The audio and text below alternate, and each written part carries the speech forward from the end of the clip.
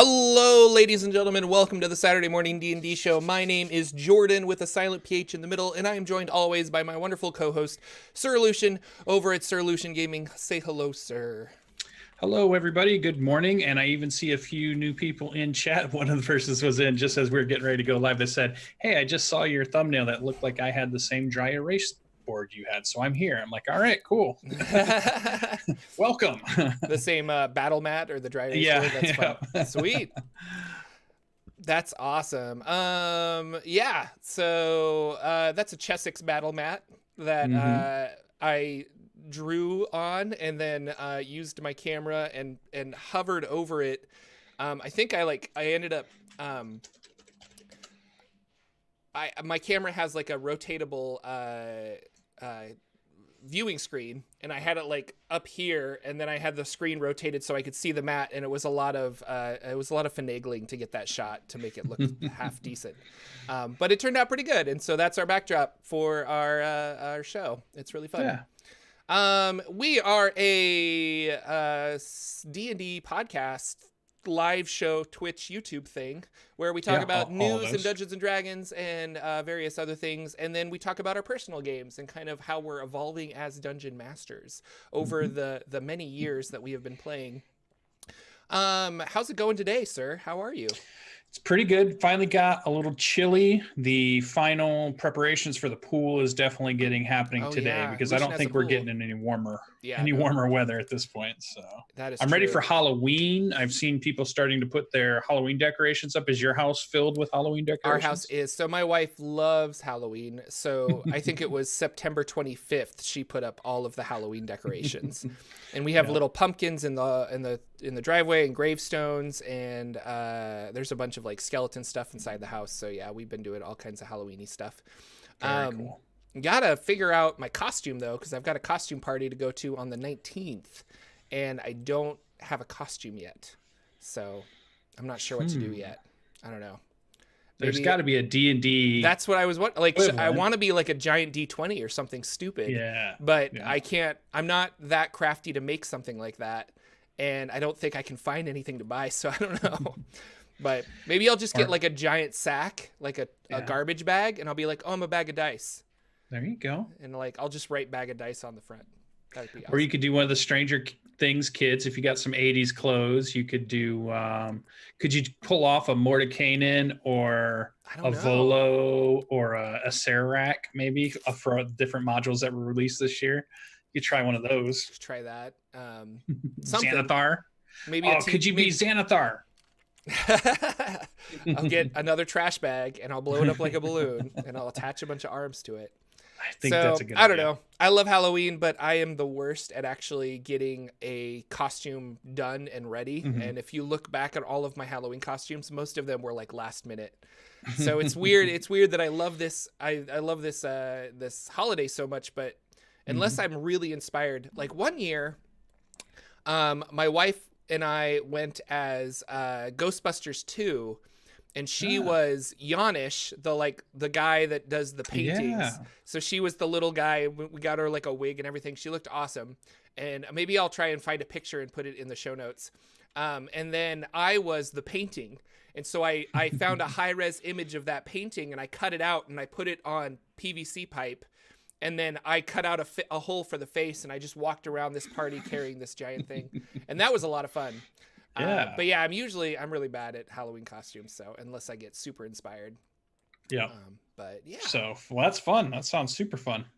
So we talk about D&D news. Dungeons what is going on in the world of Dungeons and Dragons? So much, really. So we got this week again. I'm going to skip a little bit here, but we did get another UA article. Oh yeah. They're just coming out like fast and furious. So we went like almost a couple of months without getting one at all.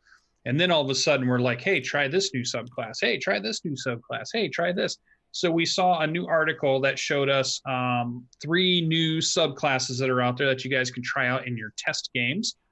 There's a new cleric one, a new druid one, and a new wizard one, which I was like, yes, we were just saying in last week's show that I wanted more wizard subclasses. So maybe we're going to get another one. And it was it's cool because the wizards are starting to move away from the schools of magic types, because in the book there's 9 of them, and there's like it's transmutation, or it's enchantment, or it's this. But now we're starting to get these ones that aren't really related to a specific school of magic, but a different type of wizard altogether. And I really enjoyed it. What did you think reading through a few of these, or was there anyone that caught your eye this time around? I know sometimes some of them didn't, or did over the last 3 or 4 weeks that we've got them. No, I really liked all of them. The Twilight Domain seemed kind of fun, and if I don't know, like I was trying to, if you're going to play like a Shadowfell cleric almost, it felt kind of like that, and you could do a lot of like Twilighty cool stuff, so I liked that. The Druid Wildfire was interesting, more pet mechanics that are better than the Beastmaster Ranger, and that's always kind of what it comes down to. Is it's like it's always like they come out with something new, and it's like it's just better than the Beastmaster Ranger.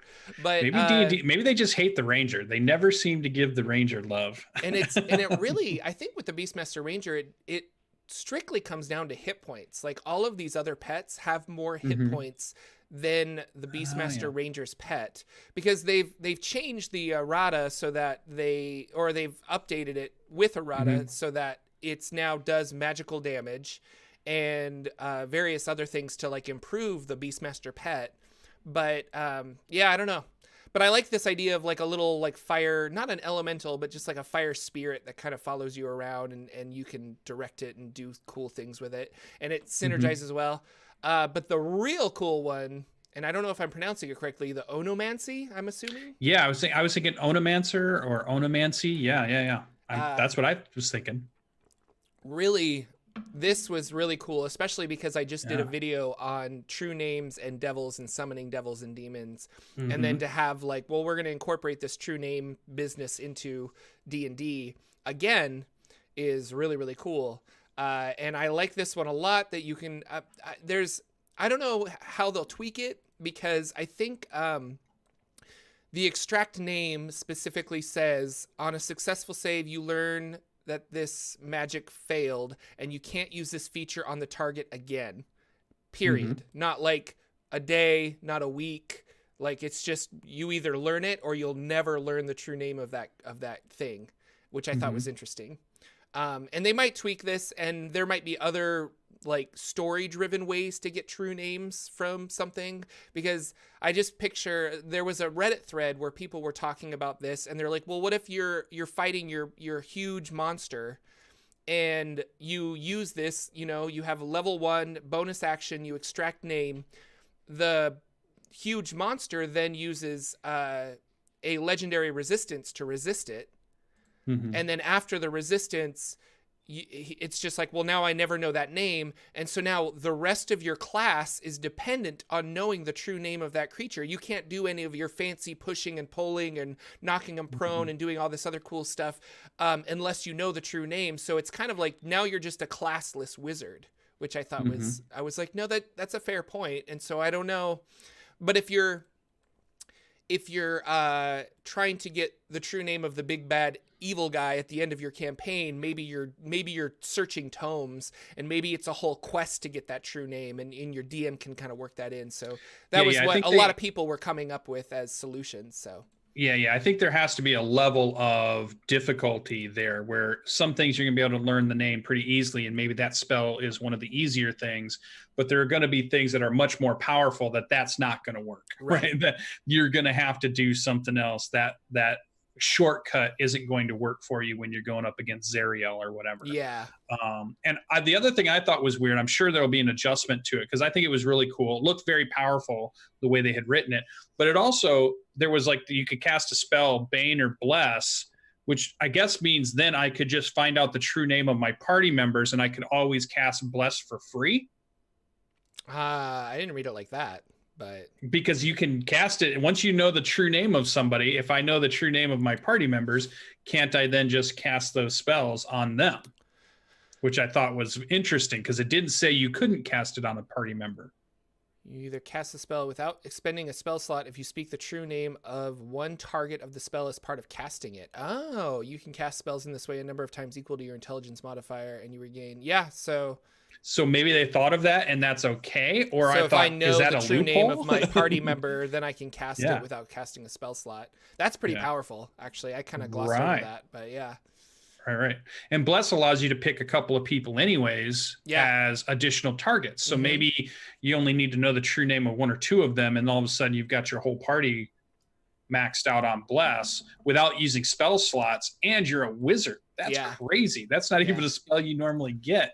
You're concentrating on it, though, so you couldn't cast it a couple times. You could only cast it once. Was it a concentration? That's why I don't know, because I'm a wizard. I don't know about concentration spells. So, but still, like that makes sense. It's powerful. So yeah, I mean, but at least you could put it up again a couple of times if you have that, because you're going to have a good intelligence modifier. I mean, you don't rarely see a wizard who has a low intelligence modifier. Well, concentration is Constitution, though. So right, but you said you casted the number of times for your equal to your intelligence modifier. Yeah. Sorry. So it's cool. I'm sure they probably figured out. They're smart people over at Wizards of the Coast. We always think that we're smarter than them at times, but if you really dive into what they're talking about, if you really listen to Jeremy and Chris Perkins and Mike Merles, they really do get a good understanding of what they're doing and how to kind of level it into the rest of their game, which is really interesting. So I liked it. I liked the idea that we had kind of a darker Twilight almost kind of cleric, a cleric that's happening between dusk and dawn kind of thing. I think you could do some really cool stuff there. Could be a very, very vampire huntery kind of cleric, I thought too, because you're trying to hunt them before darkness or right at that tipping point of when things are happening.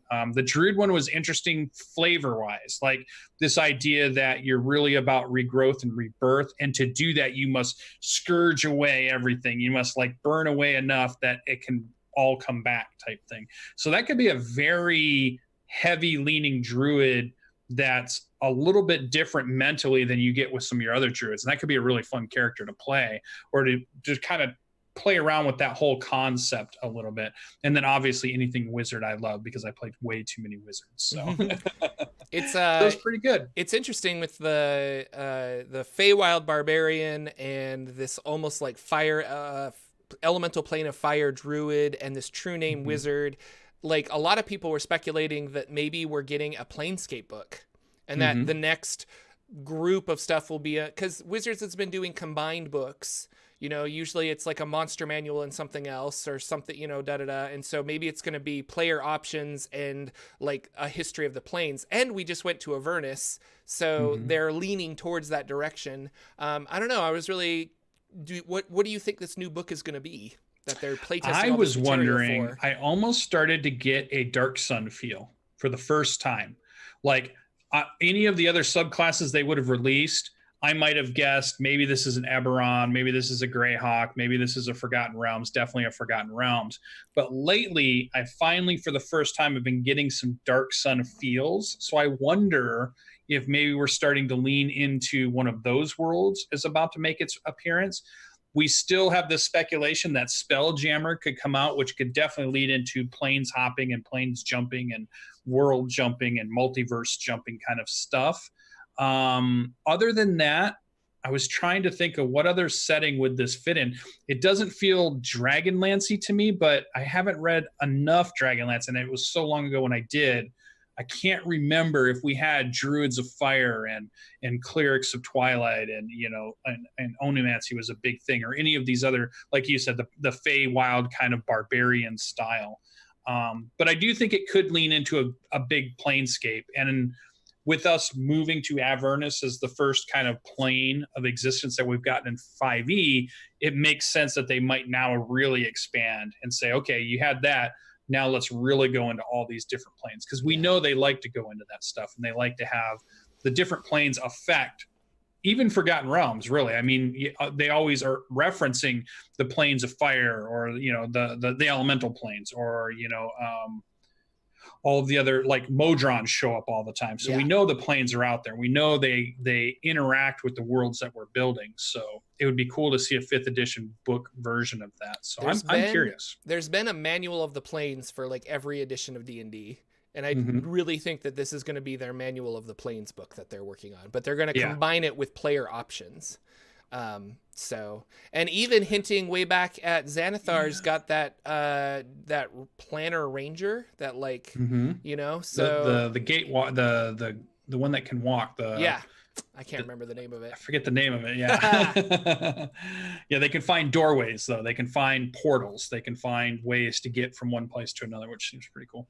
I guess that makes sense too. Cause if we had a plane of fire, you could say that barbarian or that druid Horizon that's going to be Walker. kind of the fire base could be a fire plane kind of creature.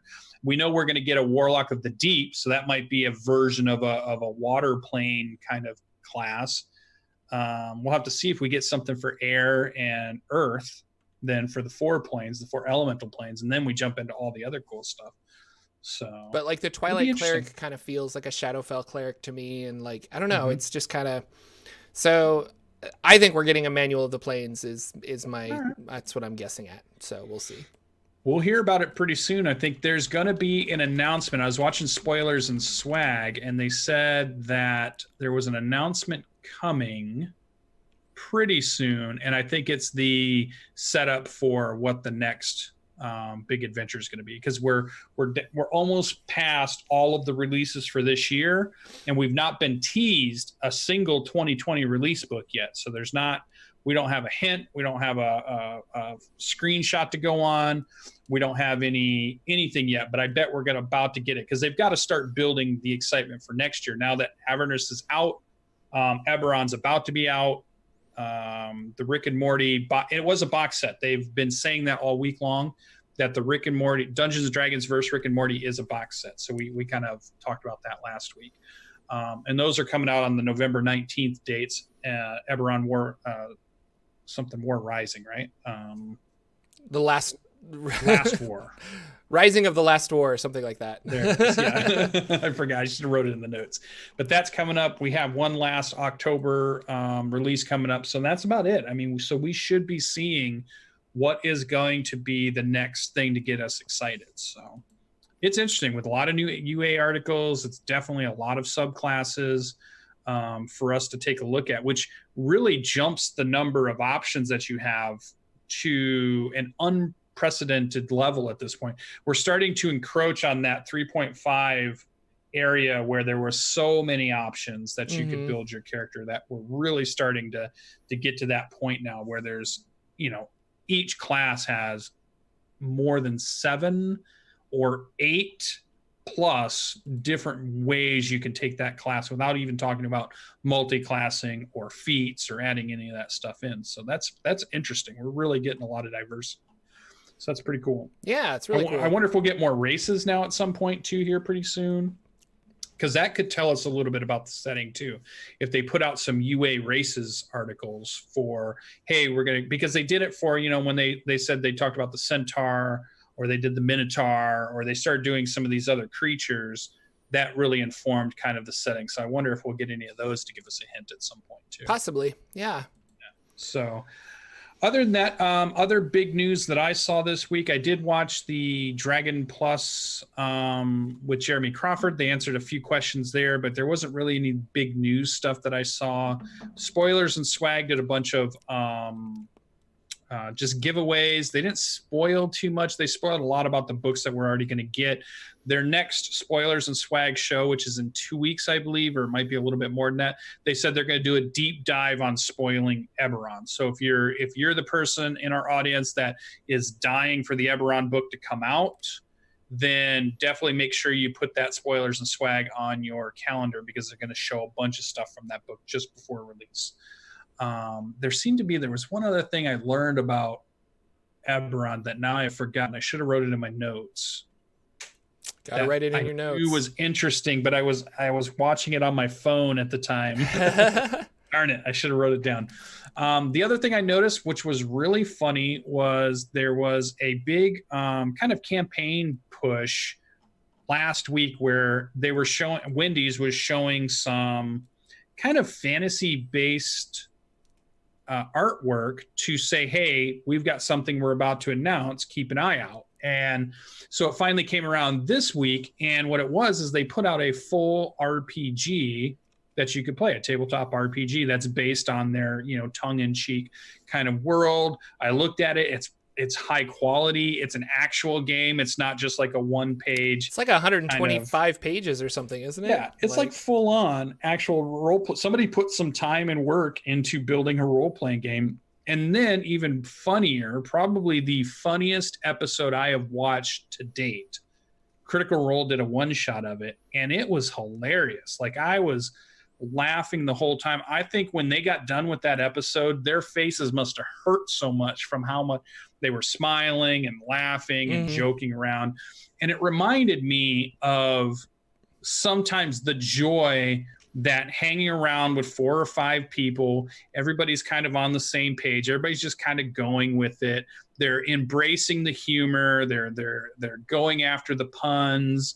And they just had a really good time. Everything doesn't have to be serious monologue or serious emotion in it. It doesn't always have to be life or death stakes. It doesn't always have to be, pop culture references all the time, but it's fun to see a really just energetic and fun show like that. And I just laughed. It was very interesting that immediately after that, there was quite a bit I don't know how to judge how much backlash there was, but there was the critter community, or portions of it, started really downing on them about taking this corporate sponsorship from Wendys, who apparently, according to some of the audience of critters, is an evil corporation at this point. They're like the Empire, which I had no idea. Like, I didn't even know, I had never even heard of anything like this, that one of the fast food places was a terrible place. You should not go there to buy their stuff. So I looked into it a little bit, and there's a farm workers co-op for tomatoes in Florida that were trying to get all of the big companies to only buy from the farms in Florida that agreed to certain terms for their workers and wages and working conditions and things like that. And if they didn't, there were some companies that kind of held out and didn't sign on to the agreement. Then there were sporadic college campus marches and demonstrations and stuff. I never heard of any or saw any in my area, but there was apparently one up here in Michigan not too long ago. And Wendy's seemed to be a holdout of that. Like, they had decided not to. The other thing I noticed as I dug a little deeper, there were plenty of people saying that there was a CEO or there's a main portion on the board that they're a Trump supporter. So that was another big ding towards Wendy's as far as the critter community. I think there's a big divide there going on. So they took after Critical Role a little bit on Twitter, and then Critical Role decided they needed to address it, and they decided to donate all the funds that they got or generated from that to another co-op, a farmers co-op that they had found. So Farm Worker Justice, which is probably I actually didn't look this up, so I'm sorry, but I'm assuming it's some kind of nonprofit that's there to help farm workers and make sure that working conditions and things like that are good. So and if you look at Critical Role's Twitter, they publicly say like, hey, we did this. And then Matt Mercer's Twitter, he put out a thing and he says, you know what? Like, we're not all perfect, and sometimes we make mistakes. This has been new uncharted territory for them. Like, they've never ran a business like this before. And honestly, if you think about it, there's never really been a business like this before. So I'm sure it's not out of greed, it's not out of whatever, but you have to take sponsorships, and D&D Beyond can't necessarily be their end-all be-all of sponsorships for Critical Role, so they were branching out. So I thought that was interesting. It was a very funny game. It was very pro fast food, and I'm a person who just doesn't like fast food in general, like whether it's Wendy's or anything else. But it was funny. But I think it really points to the integrity of the Critical Role people and how they really are just good people. Like they could have easily just been like, let's just not talk about this anymore, and we cashed our big check and we're good.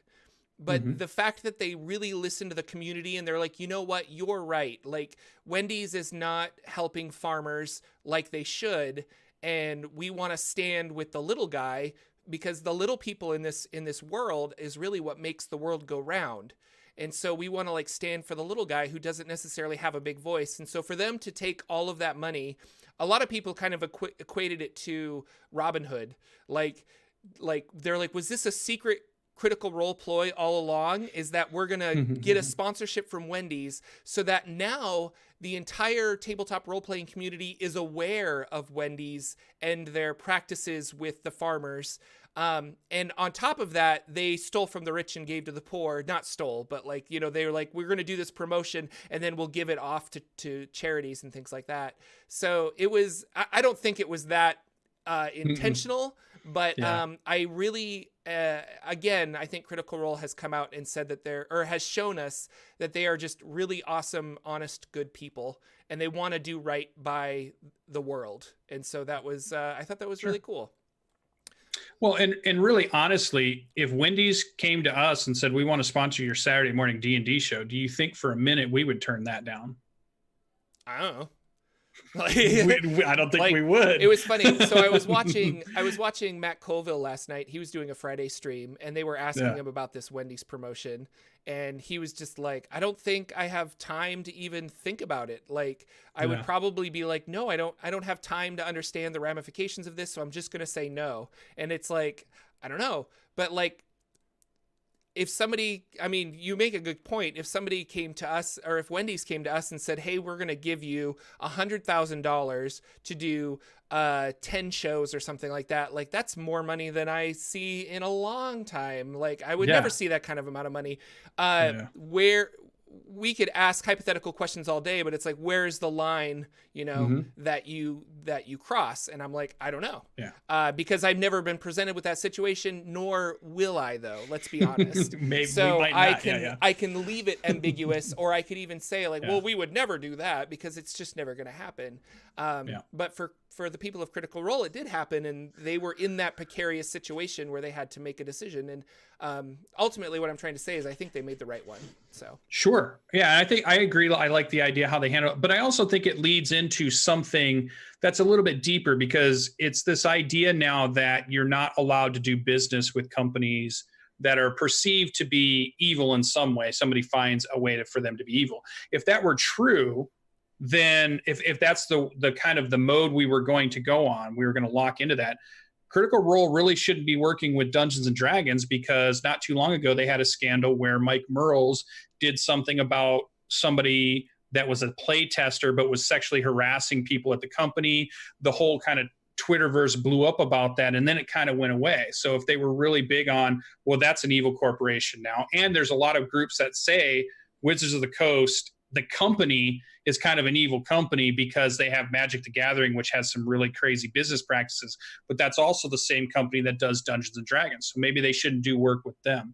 And then maybe they shouldn't do any of their, support of D&D Beyond, because maybe somebody said there was something. So you start to get into this. Now you have to research every single company. You have to research their history, and you have to go back how far do you go back? How long? And then you got to, well, who did they donate to?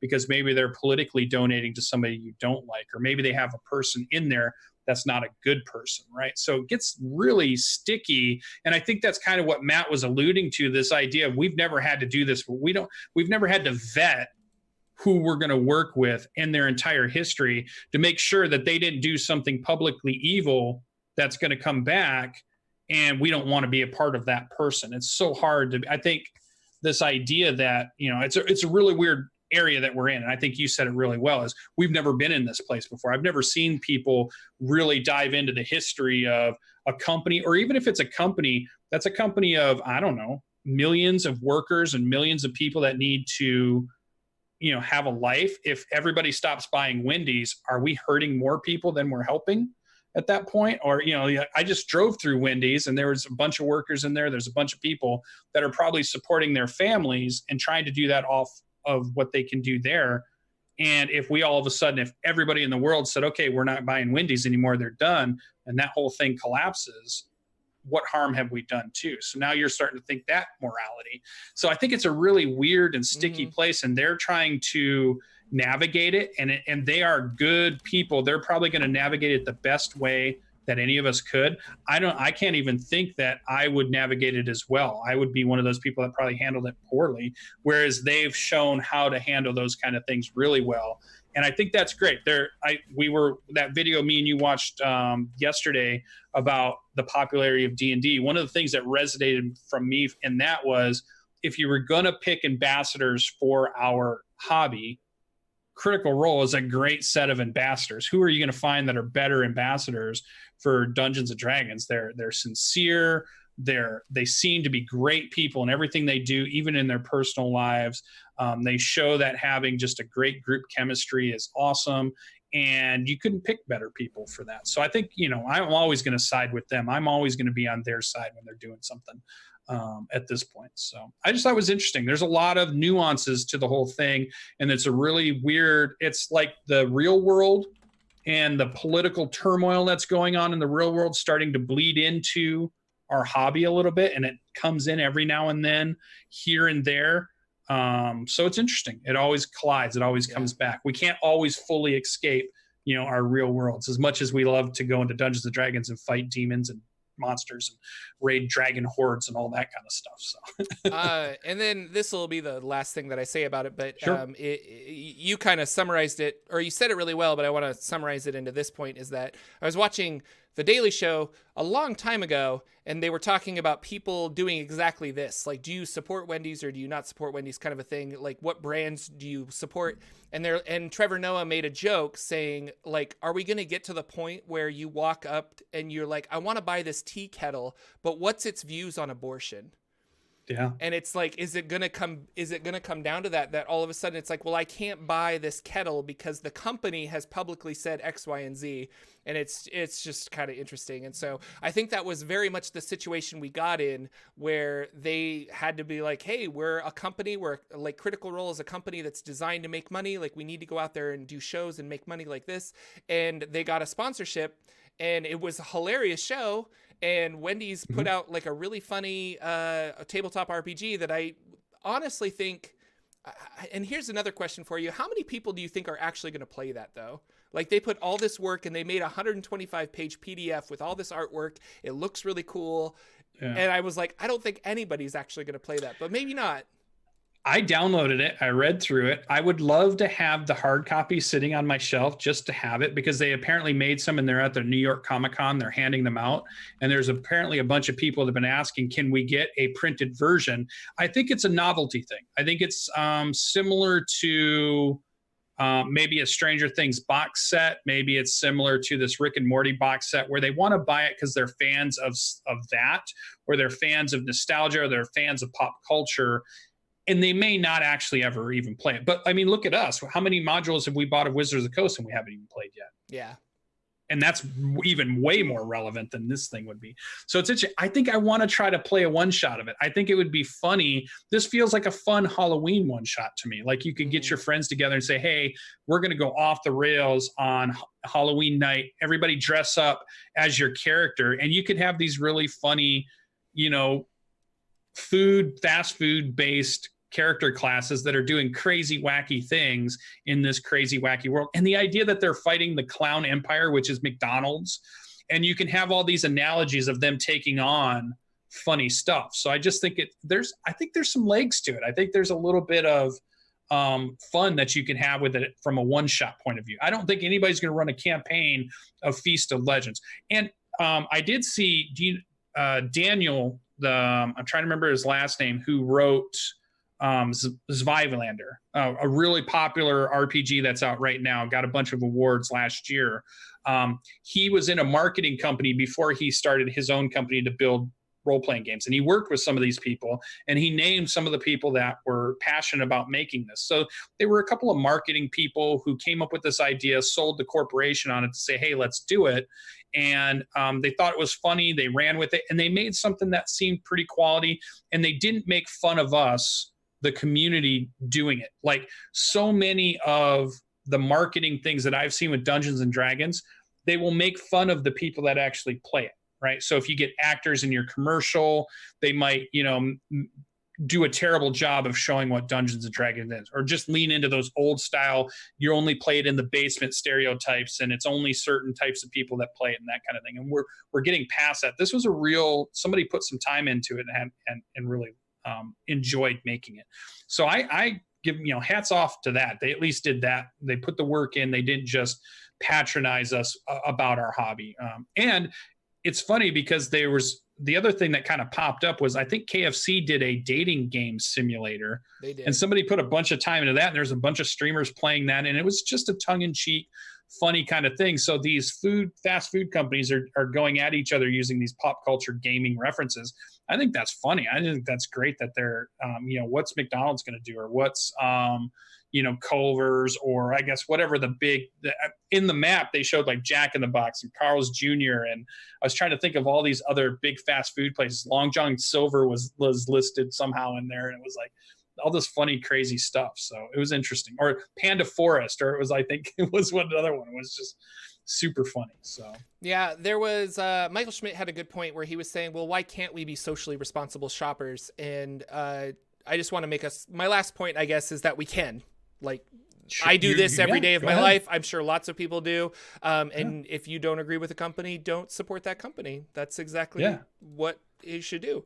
And I guess that's my point. So moving on, because I think we've hammered this into the end. Like, it was an interesting talking point, but like, I don't know what else to say about it, I guess. So I'm going to awkwardly segue into some role-playing games, because that's what we do here. We play a lot of Dungeons and Dragons. Lucien, what was your week in role-playing games like?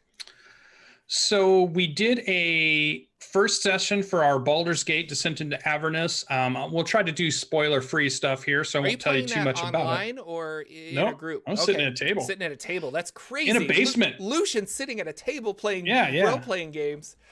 With Graybeard and LB Hackemup and some new people I got to meet. And it was pretty funny because it was very, very stereotypical D&D session. Like, we were in a basement on a card table. We had miniatures out. We had dice out. People ordered pizza after a while. There were snacks everywhere. And we ran a session. It was pretty fun. I'm playing a Tabaxi monk, which is super awesome. Even at first level, I feel like a superhero at this point, all the stuff I can do. Because when you have a climb speed that equals your walk speed, surfaces are awesome. Like crawling across walls, going, using everything that you can to do stuff is really fun, and it can be very cinematic. So I'm having a lot of fun with this brand new Tabaxi first level monk.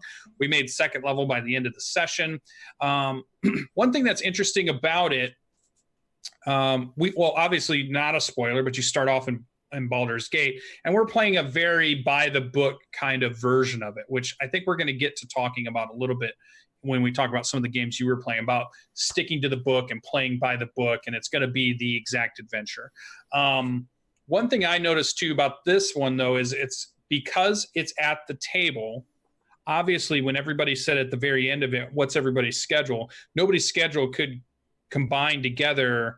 So it's going to be a once a month game, because that's about the only time that we could schedule all these people to come and sit back down at a table.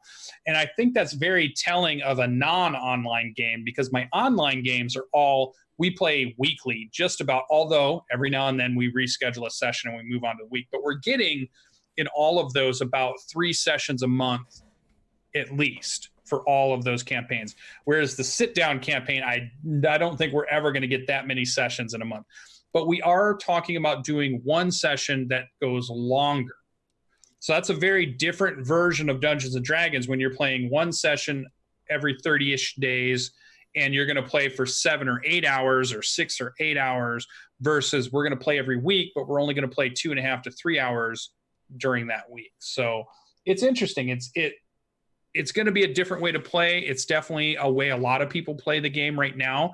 And I like the idea that I'm playing the way so many different people are playing. So I'm playing at a table, I'm playing online, I'm going to conventions and playing, I'm getting all of the different parts of our hobby, and I'm experiencing all the different nuances of it. So it's really cool. So that was really fun. That was on Saturday. So I won't have another update on that until we play again, which I think is in 2 weeks. We're going to play in 2 weeks, get together and play a nice big long session and see how that goes. The group was fun. The group is a mixture of people who haven't played since like 3rd or 4th edition and are just now coming back.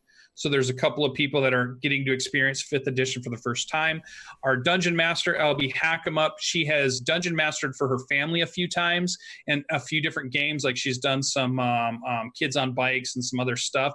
But I think this is her first dungeon mastered 5e game for, you know, like a group of friends or a group of people that we've been brought together to play. So very kind of different thing. But then there's me and Graybeard that are in that, which are, we consider ourselves veteran gamers, and we like to get into our characters and all that kind of stuff. So it's a good group. The group's starting to build its backstories, and we're starting to mesh as far as players and see how things go. So I think that was pretty fun. Monday night was my Seeking Revenor, and we had a special guest, which was this really good actor friend I know. Jordan came in, and he played a couple of characters for us. So he got to play a PC character in a jailbroke. I call the whole session jailbroke because they broke out of jail.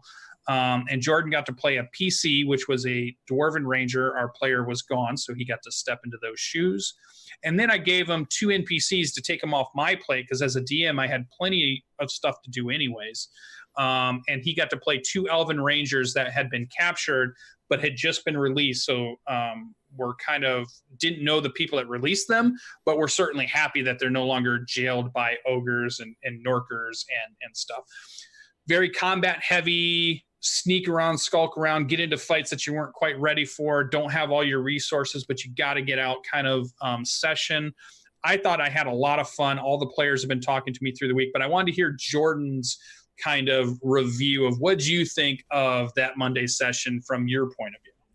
No, it was a lot of fun. I, if I'm going to be honest, it was weird playing a character that was somebody else's because I was so scared I was going to kill this character or I was going to do something. I don't know. I just didn't like that aspect of it.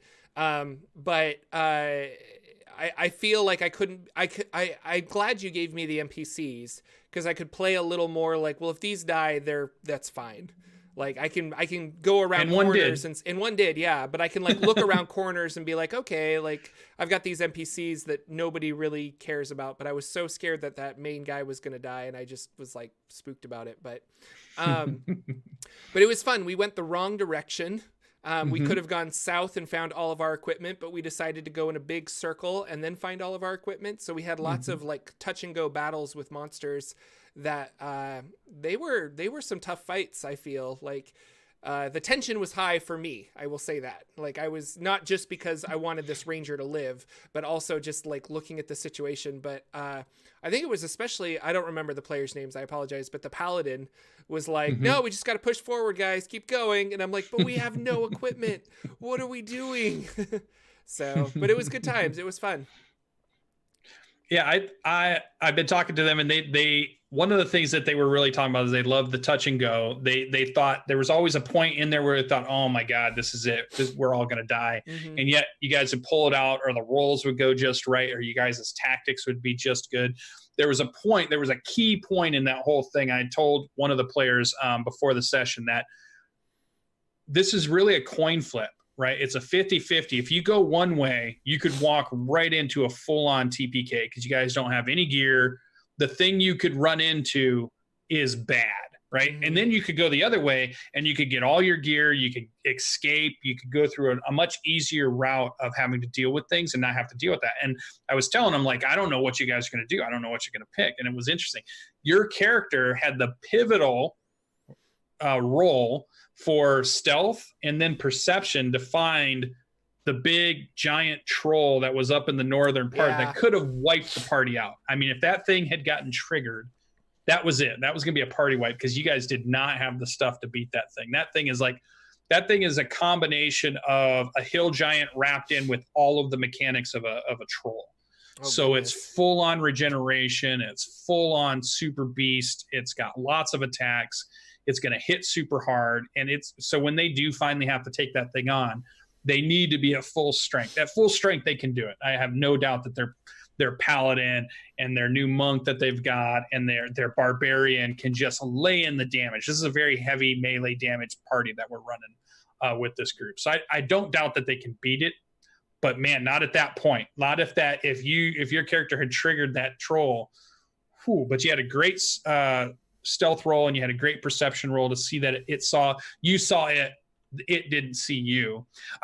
One of the things I did as a DM, I was trying to give you clues that there was something bad up that way before you got there. So I was hoping that's why you decided to stealth and go sneak up and look. But maybe you didn't catch it, and that maybe it was just normal operation for you. But I was just like, I was hoping, because I was trying to give a few clues of the stench started growing more and more, and that kind of thing. So, but it was fun. And they're in a black pyramid. They've got their gear now, but now the big thing is nobody has a rest. Nobody has a lot of hit points. Nobody has their spell slots. And now the big debate over this coming up Monday is going to be, should we rest or should we press on? So I'll have to see what they're going to do. And they know there's something upstairs above them that they're going to have to fight through. There's a lot up there too. So they're kind of stuck between a rock and a hard place and have to make some hard decisions, which I love. I love this idea that the players have to make these hard decisions. So I've been really excited about these sessions. Now, this isn't my Seeking Revenor campaign. This is a homebrew campaign that's loosely based in Forgotten Realms, but we're in a land that's across the ocean, across from the Sword Coast Ocean. That's a whole new land, and I've done full revamp of what's going on over there. So I'm not using the Forgotten Realms continent over there, which was called, one of them is called Revenor is one name that you can find for it, but the other name is like Mastika? Chroma. No, there's like a CHR name to it. It's above Azteca, so it's north of Azteca. Okay. There's another name up there for it, but Revenor is one of them too. So this has been really fun because it's a West Marches style hex crawl. They're in a dungeon at this moment. Very, very combat heavy. They're not big RPers, so we're not getting big monologues. We're not getting big NPC interactions. It's mostly just clearing out this place of evil. So it's been pretty fun. Wednesday got rescheduled, which is my Tomb of Annihilation, but it's my really fun War Wizard that I've been playing. I've been loving it to death. I can't wait to play this. It's my favorite character to play right now, Vanguard. And it's a really good straight run through of Tomb of Annihilation done by Danimal, who I just saw joined us in chat. He's my Australian dungeon master, which is super cool. And he does a great job of running us through this really iconic Wizards of the Coast adventure. And I think I said it last week. I'll probably say it again this week. Or I'm going to say it again this week. I think Tomb of Annihilation, if you have to pick only one Wizards of the Coast 5th edition module to play, like you're new and you're trying to figure out, they've got all these ones that are out there and which one should I pick? I really think Tomb of Annihilation is their strongest adventure over all of them. Now, the other ones are good. I'm not saying that any of them are bad or you shouldn't. Like, I've ran Storm King's Thunder, and I think it's a great module that you could run. But I think Tomb of Annihilation has all the things you want for quintessential D&D. I think it's laid out in a way that a dungeon master can run it pretty easily. It's got all of the stuff that you would want in an adventure. So if I was going to name just one that they put out so far, I think Tomb of Annihilation would be the one I would recommend. What do you think, Jordan? What would be the one Wizard of the Coast module that you only get to pick one, the DM's only going to play one? Which one would you recommend to them? I'm thinking you're going to say the background. Yeah, I'm thinking you're going to say Saltmarsh because you're playing it, but we'll see. No, I wouldn't. No, not Saltmarsh, but it depends on how you want to play. Like if you want a Saltmarsh or a Tales from the Yawning Portal kind of experience where you can kind of just sit down and loosely put these adventures together, but of the ones, the big storylines that they've released, I probably would also say Tomb of Annihilation. I think that was the one that stuck with me the most after I read it. But like I said, I haven't played in any of these other than I'm currently playing in the Acquisitions Incorporated one, but that wasn't necessarily written by the core Wizards of the Coast writers for their big epic storylines. You know, that's just a little 1 through 6 adventure. Yeah, no, I think I would agree with you. Like I really liked Tomb of Annihilation. I liked the death curse and how it was all wrapped up in the storylines with their Acquisitions Incorporated and things like that. I haven't played Curse of Strahd, but I did a really extensive video on it. And although I like Curse of Strahd, I don't feel like it's good for new dungeon masters. Whereas I feel like Tomb of Annihilation, I think just about anyone can kind of pick that up and move around and do that kind of a thing. Where Curse of Strahd was good, it's also another, not rehash, but like an updated version of an older module. And as far as like new modules for 5th edition, I really liked Tomb of Annihilation, even though I guess you could say there's some of the Tomb of Horrors buried in Tomb of Annihilation, so it's not 100% original. But yeah, I don't know. Woof woof. Well, and I may change my tune because we're about to get Tyranny of Dragons, the re-release, 2 big campaign books split together and now reworked so that all makes sense, and it's got a new opening chapter to get going, and it's got a good way to combine those 2 things together, and it's going to be a nice big book. So when I get my hands on that one, I may change my tune because that one looks super interesting to me. But right now it's TOA for my money if I was going to run it. And I think it'd be fun. You haven't got to run it though, have you? You just read through it. No, I just read through it. Yeah. Yeah. Do you think you would run it at any time coming up in the future? Do you think you want to play in it? I don't want to play in it now that I've read it. Because you've read it too much? Yeah.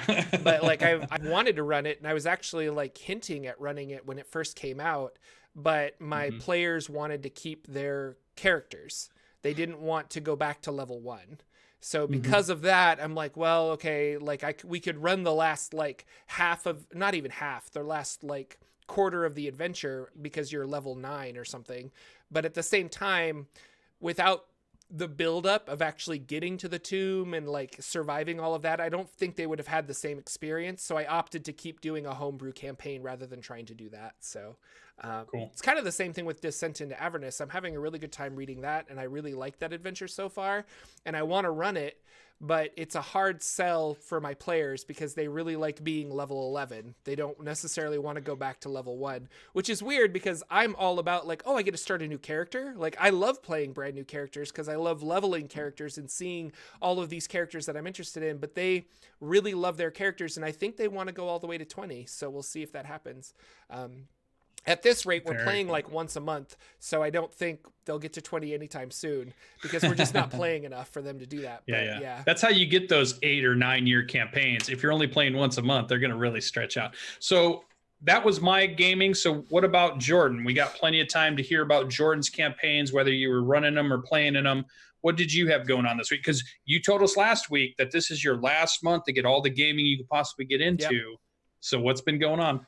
Well, I had a baby shower, so I didn't get a lot of gaming in, but I got my Ghosts of Saltmarsh game in, and they are currently on, they've been hired to investigate an island that is full of undead, and they kind of need to like clear out the undead and find this burnt out abbey. Pirates have burnt this priest abbey, and they want to clear it out, make sure that everything's okay so that this company can build a lighthouse on there. So step 1 was to land on the island and deal with all of these undead. And it was kind of an interesting mechanic where you make a survival check and then you can follow the path the pirates take through the sandy beach up until so you can move 1 square for every point you roll on your survival check. So if they rolled a 5, they can move 5 squares and then they're lost. If they roll an 18, they can roll 18 squares and then they're lost. And they ended up rolling like a 17 on this check. So they got the majority of the way through the pirate undead beach. I lost my train of thought there. And then, depending on which direction they go, they could either be safe or they run into a bunch of undead. And it was really a fun mechanic for them, and they kind of had to like figure out where to go. They went a couple of ways that were correct, and a couple of ways they didn't, so they ended up fighting some skeletons. No big deal. Skeletons are a breeze for them at this level. But I got to use some new monsters, because if they fight a certain amount of skeletons, basically if they go in the wrong direction a certain amount of times, then all of the skeletons on the beach kind of rise up and form 3 skeleton tornadoes and a skeleton juggernaut that's just this like large creature that's just made of all these different skeletons. And that was a really interesting fight because it was a really difficult fight, and they had to deal with all of these different things. Now my players, they don't have a lot of area effects. We don't have a wizard. We don't have things like that. So when I give them challenges, they really like I want to focus on one monster. And in this case, they knew they needed to focus on the skeletal juggernaut because he was the biggest, baddest guy there. Mm-hmm. And this is when I learned that paladins can just destroy undead faster than I think. like it's like paper. They just like cut through paper with skeletons, with undead, I should say. So he was putting in smites into this guy. It had like 130 hit points, and they got it down to 0 within 2 rounds, pretty much. Like, I think I got 1 or 2 attacks off. It was really crazy. But then all of a sudden that skeletal juggernaut falls down dead, and I think it was 8 skeletons rise up. So just regular skeletons. But again, my party doesn't do well with multiple monsters. They want one hard monster that they can attack. Yeah. They don't want because they have no area of effect. A simple fireball or a burning hands would have taken out most of those skeletons, but they don't have those options because we have a paladin, a barbarian, an artificer who kind of focuses on using a crossbow and support type stuff. And we have a bard, and the bard has some AoE spells, but not a ton of options. I think he has shatter. And so it's kind of like, do I really want to, I don't know. So it's really interesting seeing their dynamics. And when we finished that fight, they were successful, but it was kind of down to the wire. When we finished that fight, they were just like, oh my gosh. I'm also getting a little frustrated because when they come up against monsters like skeletons that kind of have like a +2 or a +3 to hit, the majority of my party's AC is 15 or higher.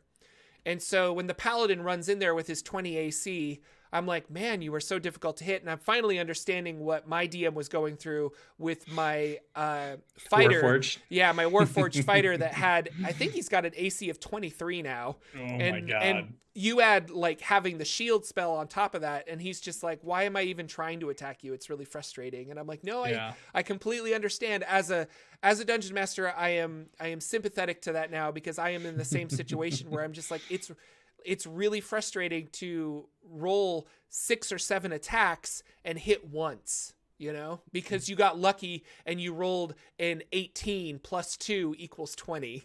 And so you have to roll so well in order to hit these guys. We did learn some interesting mechanics, because one of my players he's the barbarian that has Oath of the Ancients, not Oath, that's Paladin. Anyway, I forget the barbarian thing, but when he attacks, spiritual energy of his ancestors come around, and he basically creates that enemy now has disadvantage on attacks against everybody but the barbarian.